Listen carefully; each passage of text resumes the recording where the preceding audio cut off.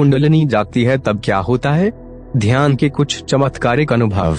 कुंडलिनी का नाम बहुत सुना है और अब तो बहुत से लोग कहने लगे हैं कि मेरी कुंडलिनी जागृत है, लेकिन क्या यह सच है? यह सवाल उन्हें खुद से करना चाहिए।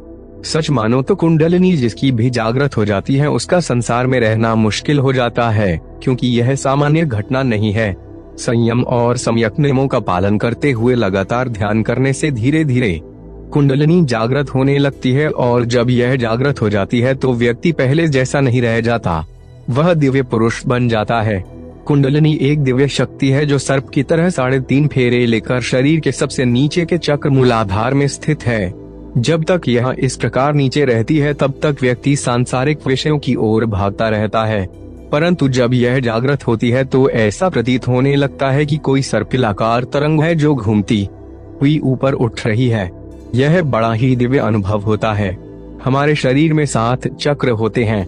कुंडलिनी का एक छोर मूलाधार चक्र पर है और दूसरा छोर रीढ़ की हड्डी के चारों तरफ लिपटा हुआ जब ऊपर की ओर गति करता है तो उसका उद्देश्य 7वें चक्र सहस्रार तक पहुंचना होता है। लेकिन यदि व्यक्ति संयम और ध्यान छोड़ देता है तो यह छोर गति करता हुआ किसी भी चक्र पर रुक सकता है।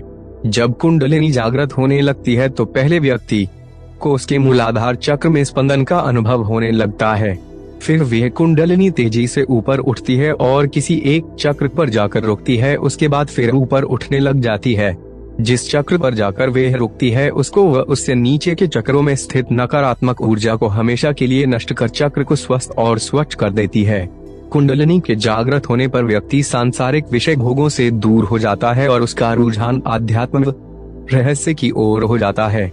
कुंडलिनी जागरण से शारीरिक और मानसिक ऊर्जा बढ़ जाती है और व्यक्ति खुद में शक्ति और सिद्धि का अनुभव करने लगता है।